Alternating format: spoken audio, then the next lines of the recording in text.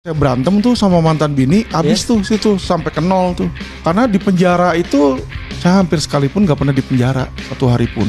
Jadi saya kesana pagi bayar 20 juta pak. Saya satu-satunya orang yang lain gak ada yang punya lah. Maksudnya saya datang baru datang pun diketemuin sama kasubdit tahanannya. Pak saya keluar tuh dikawal pak. Sama polisi dikawal, naik mobilnya dia. Terserah saya mau kemana, mau ke mall, mau saya makan. Saat itu kan saya masih nakal ya pak ya. Lagi berantem sama bini kan kesel-keselnya kan. Saya ke Alexis pak. Bapak ibu anda pengusaha? Kan cerai pak. Iya tapi maksudnya pengusaha enggak? Papa saya punya bank dulu kan. Salah kepala 9 naga. Apa? Atang Latif. Kepala 9 naga pak. Oh bapaknya? Iya, bapak tahu Kasino Copacabana dulu? Iya. Bang Bira, Bang Tamara. Iya, Bang itu Bira papa tahu. saya punya semua. Di situ. Nah, sama saya juga anak istri ketujuh, Pak. Hari ini tuh berani betul atau pura-pura berani atau bagaimana? Nekat sih, Pak. Jujur punya ngomong, saya udah gak pengen hidup. Maksudnya dalam hal hidup ini semua yang saya mau raih itu udah dapat. Ya dulu yang namanya kita manusia pasti ada salahnya. Iya. Sejak saya punya anak dan nikah lagi, saya udah berpikir udahlah saya bertobat. Tidak akan melakukan hal-hal yang buruk-buruk lah, baik itu pidana maupun itu misalnya pelacuran ataukah minum alkohol atau judi atau apa, nggak ada sama sekali pak. Itu karena saya sudah sadar dari sini hidup saya nggak lama pak. Iya. Ini reminder tiap hari kita mandi, ingat hidup lu nggak lama. Karena dokter udah bilang 50% chance saya itu hidup 2 tahun doang. Hal yang personal ya.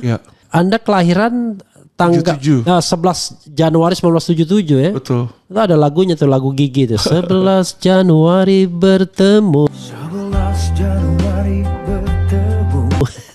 Jadi 11 Januari 1977. Kalau usia sekarang 48 tahun ya. Iya, jalan 48 nih bentar lagi. Iya, jalan 48. Oh, sebentar lagi ya 11. 11. Oh iya ya, jalan 47 sekarang ya. Ya, sekarang 47. 47 tahun belum 50 tahun. Dan sepanjang yang saya tahu Anda kan sebenarnya latar belakang awalnya bukan sarjana hukum ya? Bukan. Awalnya apa? Perbankan ekonomi. Perbankan ekonomi. Ya. Anda SD-nya di mana? SD-nya di Pangudi Luhur di Ambarawa, Jawa Tengah. Jawa Tengah. SMP-nya? SMP-nya SMPK 5 Kristen 5 di Gajah Mada, BPK Penabur. Oke. SMA-nya SMA Kristen 3 di Gunung Sahari sama kayak Grace tuh. Grace Natali. Iya. Lalu Terus habis itu saya ke Amerika ambil S1 di UC Berkeley. Oh, UC Berkeley. Ekonomi. Oke. Ya. S2 aja di Boulder, Colorado. Colorado. S2-nya bidang apa juga? S1 ekonomi, S2 perbankan. Minum. S1 ekonomi, S2 perbankan. Oh, S2 perbankan. Sudah selesai pendidikan. Habis itu ambil Colorado Boulder, ambil itu CFP di Florida State University. CFP itu apa? Certified Financial Planner. Oke, Certified Financial Planner ya. Betul. Dan tahun berapa itu selesai pendidikan di Amerika itu? Minum dulu bro. Saya di Amerika dari 95 sampai 2005. 10 tahun ya. Oke, 2005 pulang ke Indonesia. Pulang Indo 2005. Oke, setelah pulang ke Indonesia, Anda ngapain? Pulang ke Indo waktu itu saya pikir saya mau nyantai-nyantai aja karena udah bawa duit kan. Iya. Udah kerja di Amerika? Di Amerika saya kerja gaji sebulan tuh udah 1 miliar. Saya wakil presiden di sana. Is it? Wakil presiden bank Wells Fargo sama Bank of America. Keren sekali. Iya oke. Jadi awal papa saya kuliahin, setahun habis itu nggak kasih biaya lagi. Ya. Saya mulai kerja sendiri sambil sekolah. Oke, 2005 pulang bawa uang berapa miliar? Banyak dong berarti. Ratusan lah, lumayan. Ratusan miliar. Luar Jadi biasa. intinya dari saya santai-santai aja tuh sebenarnya udah bisa hidup. Ya. Dari bunga bank aja kalau Anda ingin depositkan uang udah bisa hidup Anda. Betul. Dari bunga bank aja Minum lagi bro, santai. sebenarnya udah bisa hidup. Ya. Cuma 6 bulan ya, jalan 6 bulan, 8 bulan saya lontang-lantung gitu nggak bosen, kayak nggak ada. Biasanya tiap hari kerja, sekarang lontang-lantung ke Bali, besok ke Hong Kong, besok kemana gitu bolak. Iya. Akhirnya loh kok ngapain aja nih hidup, jadi nggak enak gitu loh, jalan-jalan terus dari satu hotel ke hotel lain. Akhirnya saya pikir oke lah buka usaha lagi. 2005 tuh Anda udah nikah? Belum. Oh belum. Oke terus. Kapan Anda nikah nanti disebutkan ya? Iya. Jadi pulang mulai buka usaha. Habis itu kan saya pikir bisa trading nih, saya bikin usaha aja trading di situ waktu itu. bikin usaha trading saham. Terus trading sahamnya baru berjalan setahun 2 tahun, saya ketemu si Sally ini, mantan istri. Oke, tahun 2007 itu. Bukan, nikahnya itu 2007, jadi ketemu dia 2006 kalau nggak salah. 2006, oke. Dan itu sangat singkat lah, sebulan 2 bulan gitu pacaran, langsung nikah. Oke. Karena teman saya kenalin, teman baik saya sekali, dan teman saya bilang ini orang baik banget. Kata dia. Kristen ya, sama-sama Kristen ya. Sama-sama Kristen. Oke. Dan dia katanya keluarga dari Honda Imora, Honda Group mobil. Oke, iya. Di situ. Jadi saya pikir oke lah, keluarganya oke, terus juga dia juga lulusan dari Kanada, ya oke. Jadi menurut saya kita sepadan lah, gitu kan. Nikah lah di situ, nikah. Nggak berapa lama kita nggak cocok lah intinya. Saya kerja terus, dia nggak bisa ngikutin. Anak yang ini, anak ini siapa namanya? Kate Victoria Lynn. Ya, Victoria. 2007. Oh, 2007. Oke. Ya. Lalu 2007 punya anak di situ. Nah, berantem terus sampailah suatu saat saya pulang ke rumah, tiba-tiba anak saya udah nggak ada. Istri saya udah nggak ada. itu tahun 2008. Iya, kabur dia. 2008 ya? Iya, Oke. tiba-tiba saya lihat udah nggak ada gitu kan. Saya pikir kemana nih? Saya telepon mertua saya, dia bilang kagak ada di sana. Saya telepon ke mana semua yang saya tahu teman-teman dia bilang nggak ada semua. Jadi saya pikir hilang. Saya bikinlah laporan polisi kehilangan. Oke, itu tadi sudah diceritakan ya. Selanjutnya. gitu. Nih, jadi itu masalah keluarganya. Tapi kemudian tiba-tiba bro ngambil fakultas hukum itu gimana ceritanya? Nah, jadi karena masalah keluarga di situ kita kan berantem hukum tuh. Iya. Saya masuk penjara. Di situ saya bingung. Ini kalau di Amerika nggak bakal terjadi kayak begini. Saya tuh bapak kandung ambil anak saya sendiri. Iya. Iya kan? Terus dibilang pencurian. Mencuri apa? Anak masih anak sah kok. Saya berpikir, wah ini ada mafia hukum. Maksudnya disitulah saya tahu adanya mafia hukum, Pak. Iya. Dan saya merasa ini nggak nyaman untuk saya berbuka bisnis apapun. Iya. Akhirnya saya mulai sekolah lagi itu. Sekolah di kuliah lulus di 2017 di STIH Gunung Jati. Mulai. Oke. Mula-mula tahun berapa masuknya? Lulusnya tahun berapa? Lulus 2017. Masuk kurang lebih 2013 lah di situ. 2013. Oke. Ya, 2013 masuk 2017 di situ kan saya lulus lah Fakultas Hukum kan. Iya. Nah, jadi tadinya saya jadi agen asuransi, berubahlah saya jadi yang ngurusin klaim-klaim ditolak. Saya somasi sebagai lawyer. Iya. Di situ. Nah, ketekelah kasus Allianz tadi tersebut. Kasus yang pemalsuan itu. Iya. Nah, dari situ akhirnya mulai saya lebih menggeluti bidang hukum, saya kuliah lagi S2 Unpam. Oke, Universitas Pamulang. Universitas Pamulang. Dari Terus, 2007 dari berapa tahun sampai itu kan 2017, 2009 sampai 2019, 2 tahun. 2019 saya lulus, saya dirikan perusahaan LQ Indonesia Law Firm. Oke. Jadi LQ Indonesia Law Firm itu baru 2019. Keren sekali Anda. Baru 5 tahun. Saya 2 tahun di penjara, jadi itu baru 3 tahun jalan. Oke. Tapi kan sebelum di penjara kan sudah ada LQ Indonesia Law Firm itu. Iya, kan saya di penjara kan 2019 di sini kan. Iya. Saya di penjara kan tadi 2022. Iya. Di situ memang udah ada, tapi kan ketika saya di penjara sempat stagnan lah kalau nggak ada. Oke, jadi sempat jalan berapa 2 tahun 3 tahun ya 3 tahun ya. Iya. 3 tahun di penjara. Sekarang mulai lagi. Udah berapa cabang, Bro? 4 cabang, tapi kita nanti bentar lagi buka cabang baru lagi di tempat-tempat lain. Ini setelah Anda keluar atau sebelum Anda keluar? Apanya? Cabang LQ itu? Sebelumnya kan mulainya 1. Iya, sebelum di penjara. Iya. Setelah di penjara langsung bikin 4. Enggak, sebelum di penjara udah ada 2-3 cabang juga. Oke, lalu kita baru buka 1 lagi nih nanti bulan depan nih. Ya. Buka 1 lagi di situ. Jadi setelah Anda selesai di penjara, kemudian kita Anda rencana mau ekspansi. Lagi. Oke. LQ ini rata-rata kasusnya kasus apa? Pidana. Oh, pidana ya, mayoritas pidana. Mayoritas pidana karena mereka ini melihat yang sulit sekarang ini adalah ya kepolisian, kejaksaan sama pengadilan. Oke. Anda ada ininya, ada retainer klien gitu? Nggak ada, nggak ada ya? sama sekali. Oke. Jadi memang kasus-kasus pidana ya? Kasus pidana semua ini. Oke. Berapa lawyernya yang ada sekarang? Kurang lebih plus minus kita punya orang 40-an. Banyak sekali, 40 lawyer. Iya. Lumayan. Kasus-kasus kita juga kok banyak. Jadi Anda klien yang kita ada sekitar 5.000 soalnya. Kliennya 5.000? Iya. Investasi bodong kan satu kerugian bisa 500, 1.000 orang. Iya. Banyak gitu. Oh iya, investasi bodong itu ya. Iya. Oke. Jadi uang Anda yang 100 miliar itu masih ada pengaruhnya sampai sekarang atau udah Oh habis? enggak, awal itu yang ketika saya berantem tuh sama mantan bini, habis tuh situ sampai ke nol tuh. Oh sampai titik nol. Sampai ke titik nol. Karena di penjara itu jujur punya ngomong saat itu ya, saya di penjara. Saya hampir sekalipun nggak pernah di penjara satu hari pun. Oh. Cuma suratnya doang.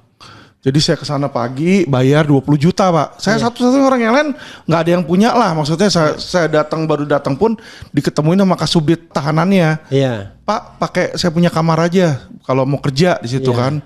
Nah nanti Pak saya keluar tuh dikawal Pak. Iya. Sama polisi dikawal. Iya. Naik mobilnya dia, terserah saya mau kemana, mau ke mall, mau saya makan. Saat itu kan saya masih nakal ya Pak ya, lagi berantem sama bini kan kesel-keselnya kan.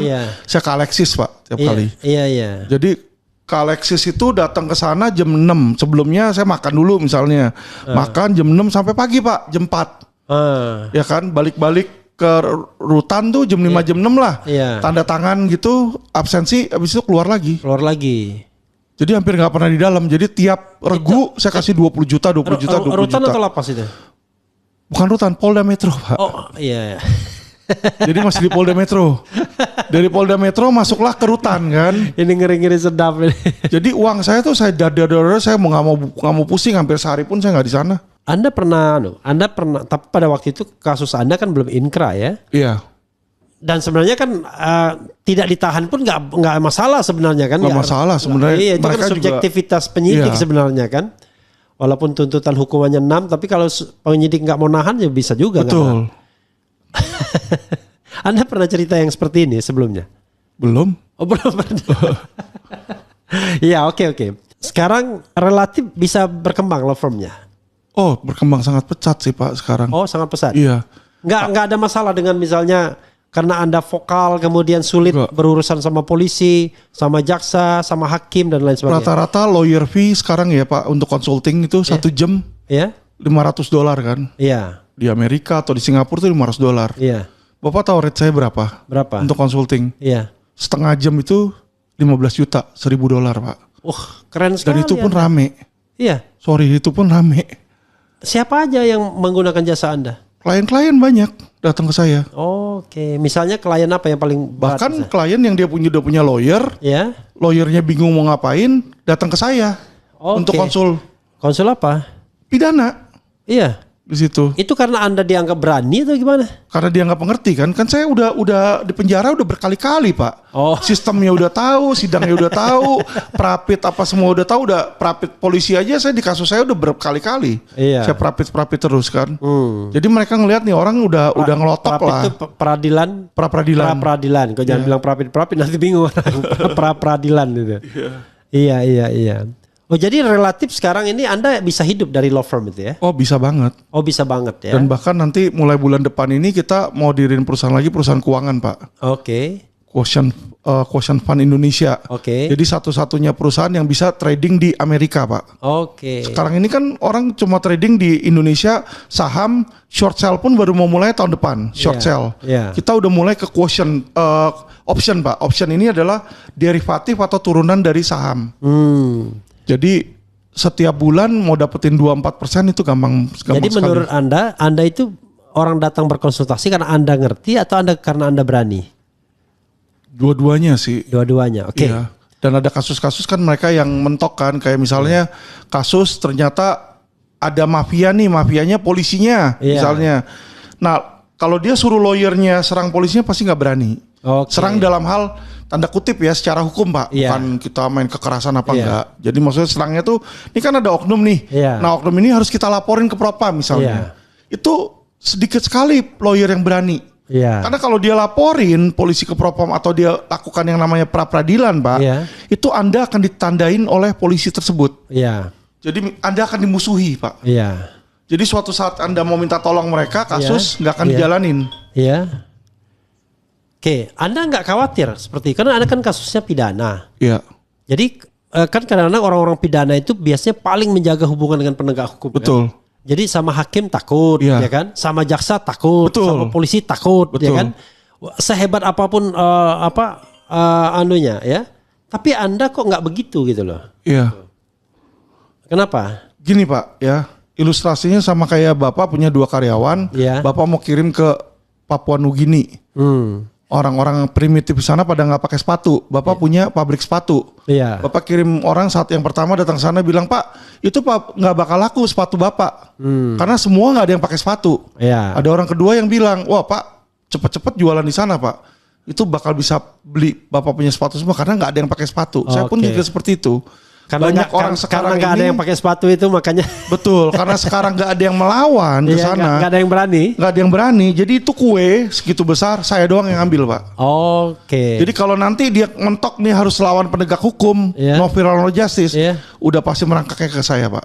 Oke. Dan ada satu orang yang kayak ada klien kita bisa cas bahkan 1 miliar Pak Oke. buat perang. Oke. Kita mediain, kita demo, kita Iya. masukin TV, kita masukin mana gitu kan. Oke. Karena yang lain gak ada yang berani. Anda kalau ngomong begini nggak khawatir nggak ya? Enggak, Enggak ya? melanggar hukumnya di mana Pak? Oke. Ya nggak ada melanggar hukum sih. Tapi Anda buka rahasia dapur Anda kan biasanya kan orang kan Saya nggak nggak mau. tuh. pusing. Oke. Orang kan nggak mau nyebut angka, nyebut apa, nyebut nanti tiba-tiba ada petugas pajak lagi. Enggak masalah itu. Nggak masalah ya. Oke. Sekarang saya ingin tanya lagi ya. Ini ke soal personal. Anda dari dulu memang pemberani atau karena kondisi yang membuat Anda berani? Enggak, atau Pak. Anda sebenarnya takut-takut juga tapi ya udahlah kepalang nekat aja? Justru saya tuh dari dulu sebenarnya waktu kecil tuh pengecut dan tukang nangis Pak. Karena Oke. manja dulu kan. Ya. Saya ditaruh di asrama, dibiarin sendiri, nggak ada orang tua, nggak ada siapa-siapa di situ. Akhirnya setiap hari kerjanya berantem, pukul-pukulan nih kepala saya sampai pecah, dihajar batu di situ kan. Jadi kasar ngomong kita ditaruh di di hutan belantara harus hidup dah. Mau ada harimau, ada macan, ada ular harus bisa. Nah kalau yang berhasil hidup ya berarti ya ini sudah Asrama apa survivor. itu? Asrama apa? Ambarawa Pak, Pangudi Luhur. Oh, Cowok semua itu di situ. Anda sendiri, Bapak Ibu Jakarta. Iya. Saya ditaruh di asrama. Bapak Ibu Anda pengusaha. Kan cerai Pak. Ya, tapi maksudnya pengusaha, enggak? Papa saya punya bank dulu kan. Salah kepala 9 naga. Apa? Atang Latif. Kepala 9 naga Pak. Oh, bapaknya? Iya. Bapak tahu Kasino Copacabana dulu. Iya. Bang Bira, Bang Tamara. Iya, Bang itu Bira papa tahu. saya punya semua. Di situ. Nah sama saya juga anak istri ke-7 Pak. Oh, Jadi saya ini kasar ngomong unwanted child Pak. oke. Jadi mereka ya Jadi yang Anda tidak diakui sebenarnya ya? bukan gak diakui, gak diinginkan, gak diharapkan. Jadi tiba-tiba Ya, tapi yang kan- namanya cowok kan cuma mau main-main Kalau doang, kayak Kristen tiba-tiba kan jebrut. anak ketujuh udah nggak istri ketujuh nggak dihitung lagi sudah kan? Lah itu dia. Makanya Iya. saya juga nggak pernah minta, saya nggak pernah apa, saya berjuang sendiri. Nah dari kecil saya ditaruh di asrama, nggak ada yang peduli. Mama saya mau cari cowok baru, bapak saya juga udah bininya banyak, anaknya banyak, apa dia pusing? Ya udah, saya harus survive sendiri. Di asrama nggak dibiayai? Dibiayain, Oke. tapi kan di asrama hidupannya mana enak Pak. Iya. Yang tadinya makan steak bapak disuruh makan laron, makan serangga, pusing malah di situ. Tapi kemudian SMP, SMA Anda balik Jakarta. SMP SMA balik. Nah, balik itu ke rumah orang tua lagi? Tidak Pak, Tidak. enggak. Kemana? Udah pada cerai mereka, Oke. tinggal di rumah temen. Oh, di rumah teman. Udah barbar lah Pak, udah Duitnya kayak dari mana? duit. Papa waktu itu masih kasih kan ke mama, Ya. dikasih toko emas, rumah 7, banyak lah gitu. Iya. Ya mama abisin buat judi. Sudah habis di situ, akhirnya umur 18 tuh saya udah nggak ada, mama udah nggak bisa biayain. Dia udah bilang, kamu nanti nggak usah sekolah ya, nggak usah kuliah maksudnya. Nah di situ saya pikir, oh udahlah saya ketemu papa saya cari tuh, Iya. ketemu papa saya di banknya di Tamara di Iya. Sudirman. Ya udah sama dia disekolahin lagi. Nah itulah saya dikirim ke Amerika. Oke. Mohon maaf. Mama sama papa masih hidup sekarang? Dua-duanya sudah almarhum. Oh, kita tahun berapa itu?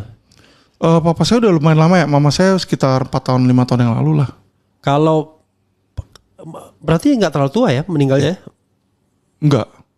60-an mungkin ya. Siapa? Kalau papa. Kalau mama. Papa usianya udah 98 Oh, waktu mama? meninggal. Hah? Mama?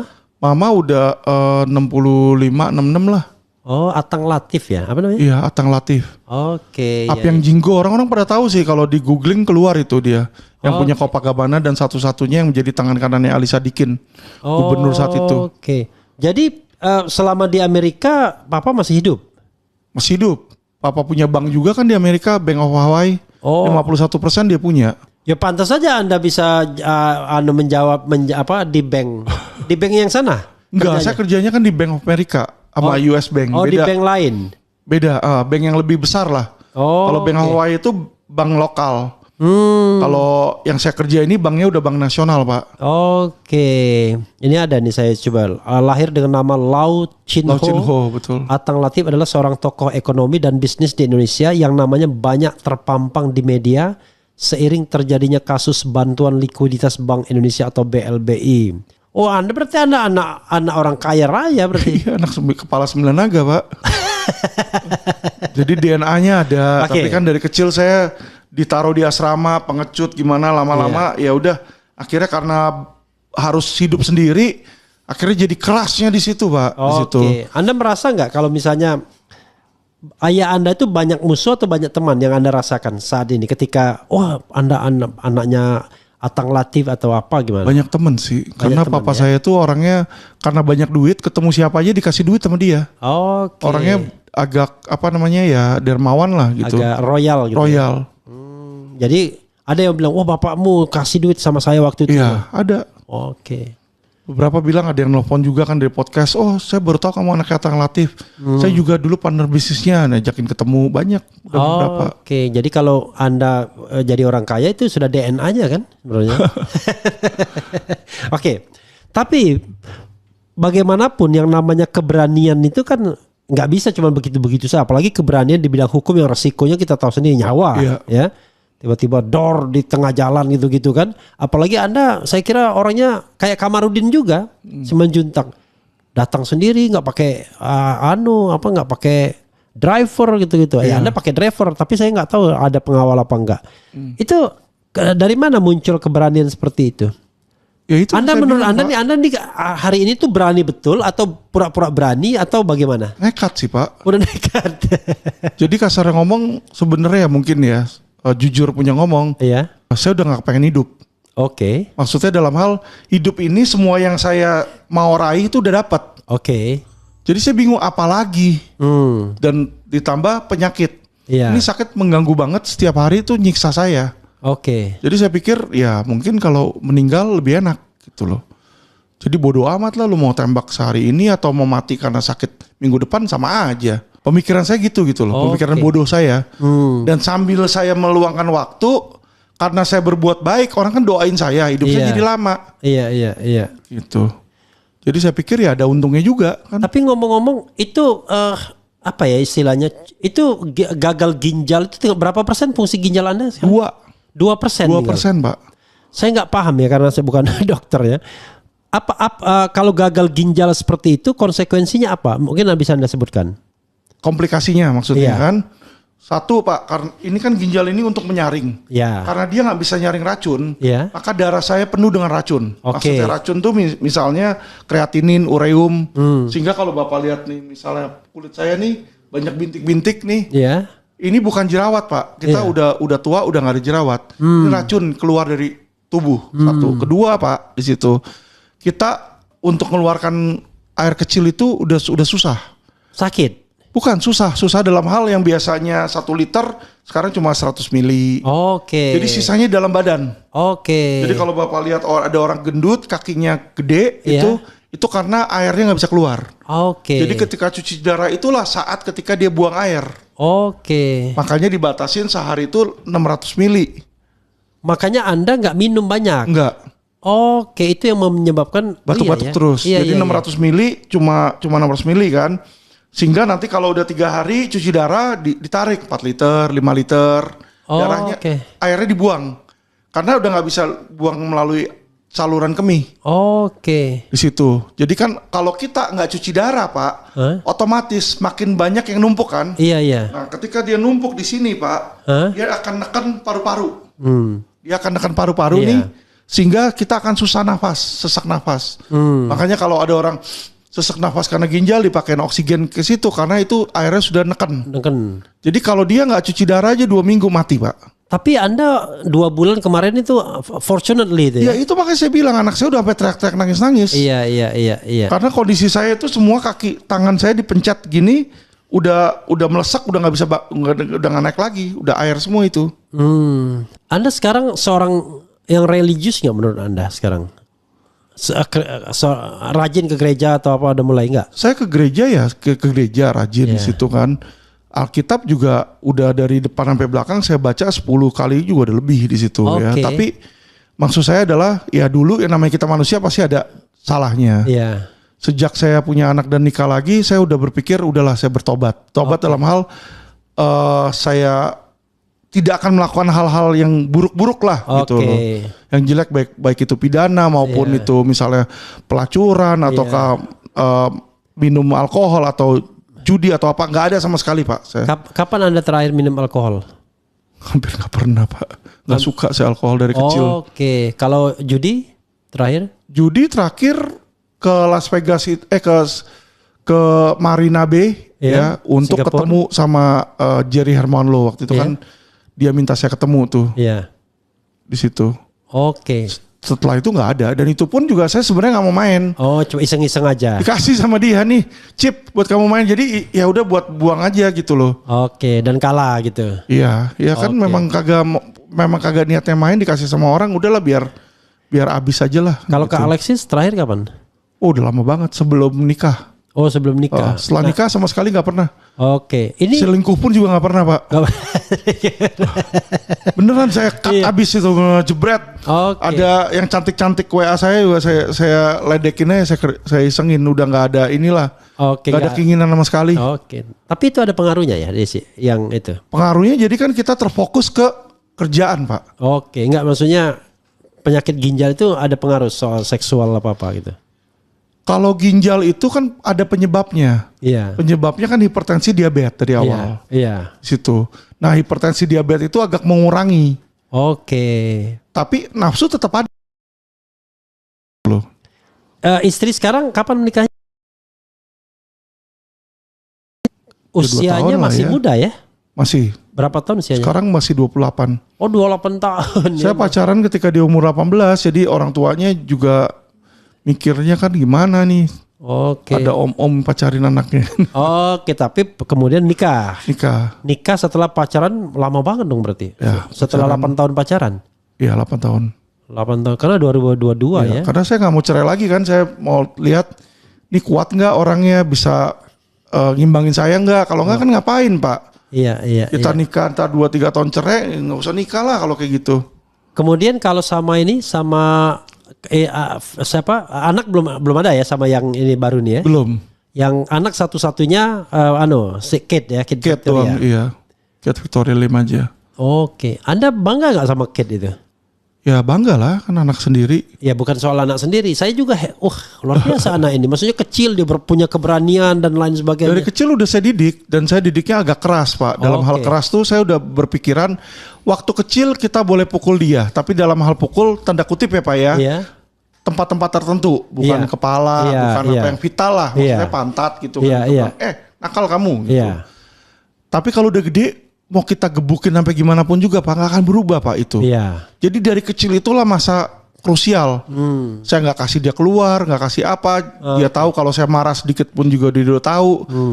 Jadi takut dan respect akan orang tua tuh dimulai dari kecil Pak. Kalau kecil dia udah nggak respect, gedenya nggak bakal respect Pak. Akan sulit. Itu. Nah itu yang saya tanamkan. Dan Anda menganggap berhasil untuk Kate ini ya? Iya. Saya nggak berhasil di situ. Berhasil kan? Iya. Jadi Kate ini belum apa-apa sudah, ini orang barangkali anak yang paling jelas cita-citanya pasti masuk jadi sarjana hukum ya? Dari awal saya udah bilangin. Jadi dia nggak usah milih-milih lagi. Saya bilang, Kate nanti kamu akan jadi lawyer gantiin papi. Iya papi, udah gitu aja ngikut. Dan dia kalau ditanya orang mau jadi apa, mau jadi lawyer, terus aku tanya, kamu suka nggak? Orang-orangnya juga nanya, ya mau gimana lagi, orang punya perusahaan punya papi ya pasti saya harus lanjutin.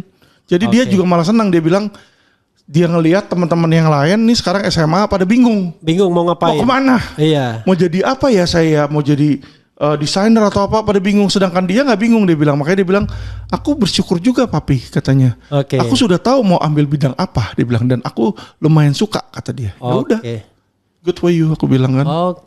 Di SMA-nya SMA apa dia? SMA Kristen juga dia, SMAK BPK Penabur juga. Jadi ngikutin saya juga. Oke, rencananya mau masuk kemana nanti? UPH ya. UPH ya? Enggak dikirim ke luar negeri? Enggak, karena S1 itu nggak bisa di luar negeri Pak. Kalau dia ambil di luar negeri harus ambil lagi. Saya sarjana hukum. Iya, sayang kasihan waktu dia kan cewek kan. Iya. Jadi nggak perlu keluar negeri lah kalau untuk cewek. Didik. Tapi itu ya bilingual itu SMA-nya enggak? Kenapa bilingual? Iya, bilingual enggak? Bilingual maksudnya? Bahasa Inggris sama bahasa Indonesia. Oh, bilingual. Iya. Di ini enggak lah kalau di SMA-nya BPK Penabur enggak. Oke. Yang internasional ada kalau internasional, tapi kalau di situ enggak. Oke. Jadi enggak di enggak internasional Kid. Enggak. Biasa aja lah. Dia cewek Pak, anak cewek. Bukan gimana ya? Saya bukannya resis, tapi yang namanya anak cewek itu gede-gedenya pasti harus melahirkan anak dan ikut laki. Iya. Itu kodratnya dia kan gitu. Jadi saya ngimbangin ke situ, saya nggak mau dia terlalu alfa, nantinya cowok pada takut. Iya. Ya dong, kalau dia duit ada, semua ada, terus hebat terus sana sini, cowok malah takut yang kayak begitu. Kecuali cowok tua. Iya. Kalau kasihan lah anaknya lah. Jadi biarin aja udah. Oke. Sekarang ya, dengan penyakit Anda ini bahaya penyakit ini ya? Orang-orang bilang bahaya sih, tapi saya sudah istilahnya udah bersahabat sama penyakit saya. Bersahabat dalam hal ya udah terima aja. Kemana-mana yuk, mau cuci darah, ayo. Kurangin minum ya udah, ayo kurangin minum. Dari tadi saya minum cuma segini tuh. Iya. Makanya kan? Jadi saya udah bersahabat lah. Saya nggak peka tadi kan, saya tawarin kopi, tawarin ini, tawarin itu ya. Makan juga udah nggak bisa banyak. Sono ini dilarang. Iya. Kalau orang buat sehat makan sayur kan Pak. Iya. Saya nggak boleh makan sayur. Jadi makannya ada kalium. Oke, makannya makan apa? Justru harus protein yang banyak. Ikan. Putih telur, ikan. Oke. Itu sayur nggak boleh. Buah nggak boleh, kan aneh kita. Iya. Mau makan mangga nggak boleh, mau makan semangka nggak boleh, mau makan pisang kagak boleh.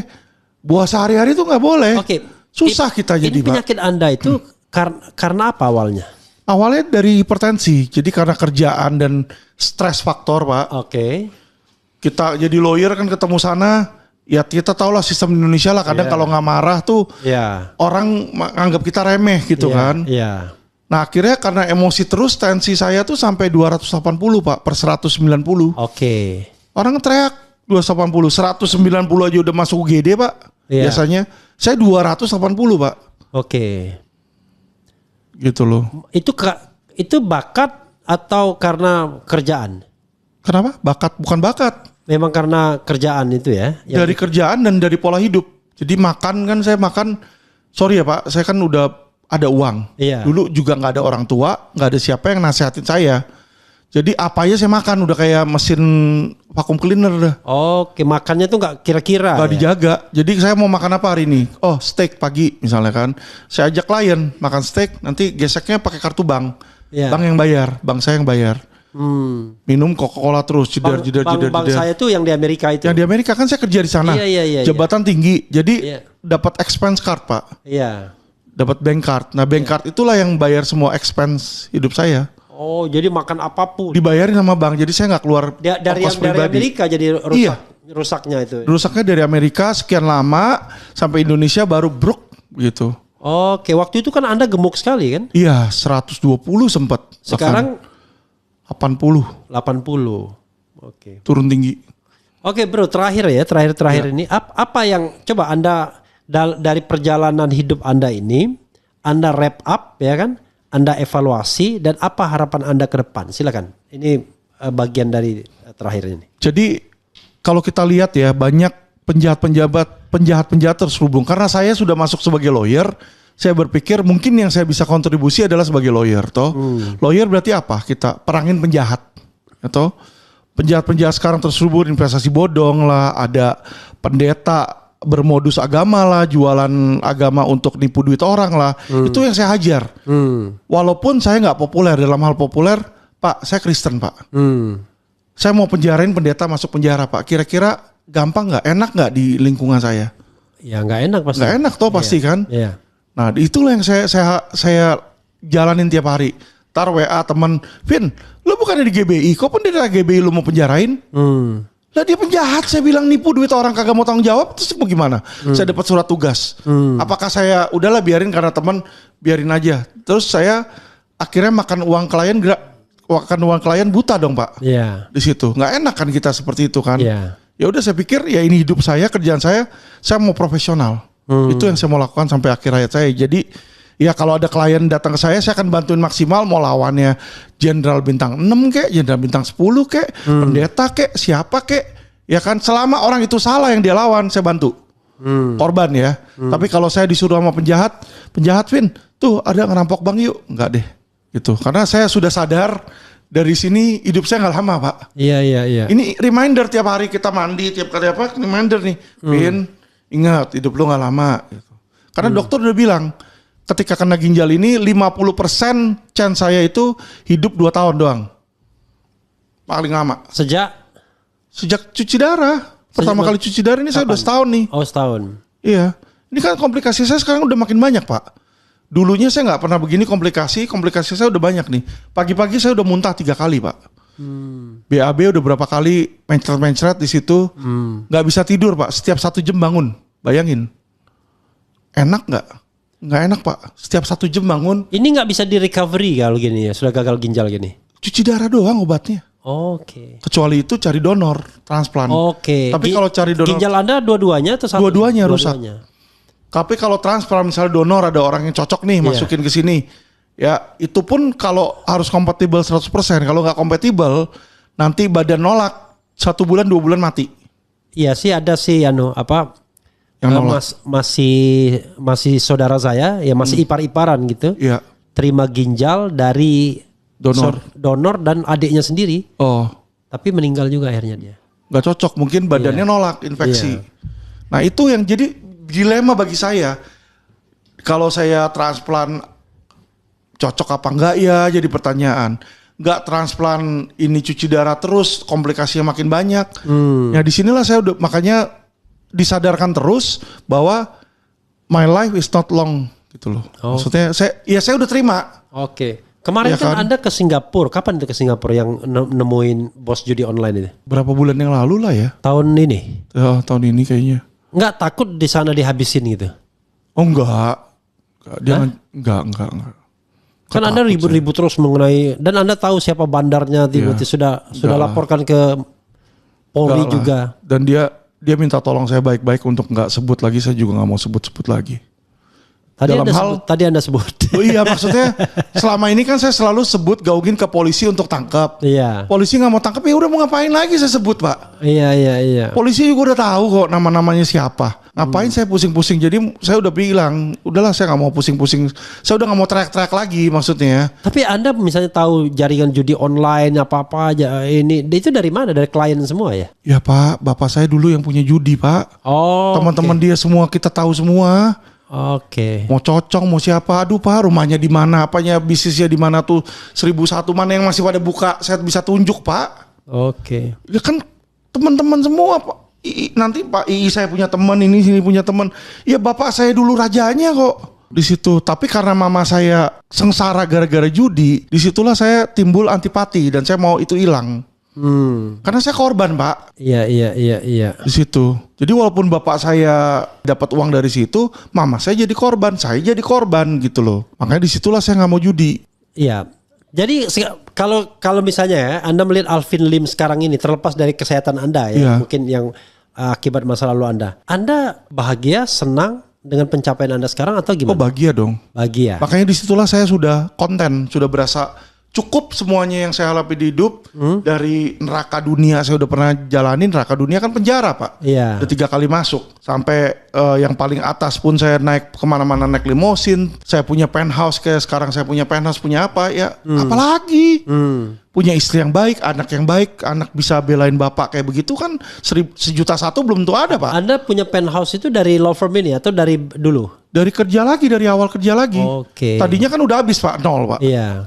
0. Okay. Dari 0 sekarang saya jeret beli lagi. Dapat lagi. Tiap hari saya ini dari kemarin trading BCA aja baru 1 minggu udah untung 100 juta. Malam-malam saya tidur di Amerika saya trading dapat lagi dan saya nggak takut dengan pajak karena kenapa? Saya udah bayar pajak di situ. Kalau pajak itu saham Pak, itu udah pajak final Pak, ada PPh-nya langsung dipotong. Oke, jadi Anda tidak hanya uangnya dari LQ Law Firm, tetapi juga dari trading itu ya? Jadi saya tuh punya kemampuan kan sebenarnya mengelola uang Pak di bank. Ya. Jadi waktu di bank di Amerika itu, misalnya saya dikasih 100 juta dolar. Iya. Saya dalam 6 bulan atau 3 bulan tuh harus dapat berapa persentasinya. Iya. Nah tiap 6 bulan Pak, uang saya double Pak. 2 kali lipat, 100%, 100%. Karena ilmu yang saya udah punya di situ awalnya kan.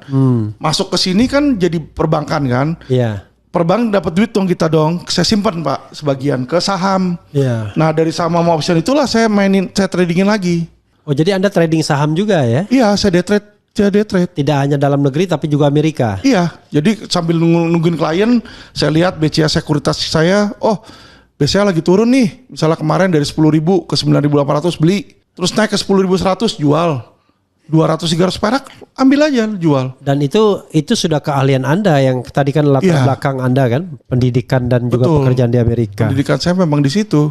Oke. Mana yang paling banyak dapat uang? Dari trading atau dari law firm? Trading jauh lah Pak. Oh, trading tetap. Iyalah. Oke. Dari trading cepat kok di situ. Enggak, maksudnya sekarang. Iya. Sumber keuangan Anda. Oke. Dari trading. Makanya ini saya mau bikin perusahaan consulting trading ini. Oke. Berarti nanti Kate akan ke sana juga. Dia boleh pilih sih. Mau trading?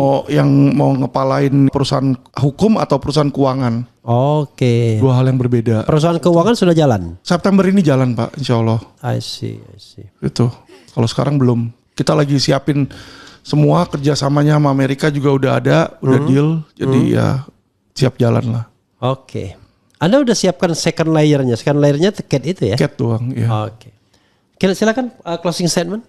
Ya, saya berharap selama sisa hidup saya, mungkin bagi teman-teman masyarakat ya yang ilmu saya ya ilmu hukum, membantu dalam bidang hukum atau dalam bidang keuangan yang dibutuhkan ya bisa aja ke saya di situ ya. Tapi sebagai amal pun Pak, nanti mulai bulan depan ini Agustus di setiap cabang LQ Indonesia Law Firm, bagi kalian yang mungkin tidak bisa makan atau nggak punya pakaian yang layak, boleh datang ke kantor law firm kami, kita kasih makan gratis di situ. Oke, jadi makan gratis tidak hanya programnya Prabowo Gibran ya, yang dipotong-potong sampai 7.500 konon kan. Iya. Kalau kita di atas itulah Pak. Ya, saudara sekalian, itu dengan Alvin Lim ya, panjang sekali. Nah, saya tidak tahu ya, jangan Anda belum cerita semua yang begini-begini ya di tempat lain ya, mudah-mudahan belum, ya. Pak, banyak banget Pak. Banyak banget. Oke. Terima kasih Bro Alvin Lim ya. Mudah-mudahan sukses dan mudah-mudahan ada keajaiban kesehatan Anda ya. Jadi bisa recovery paling tidak, tiba-tiba ada penemuan baru, tidak harus cuci darah misalnya. Dan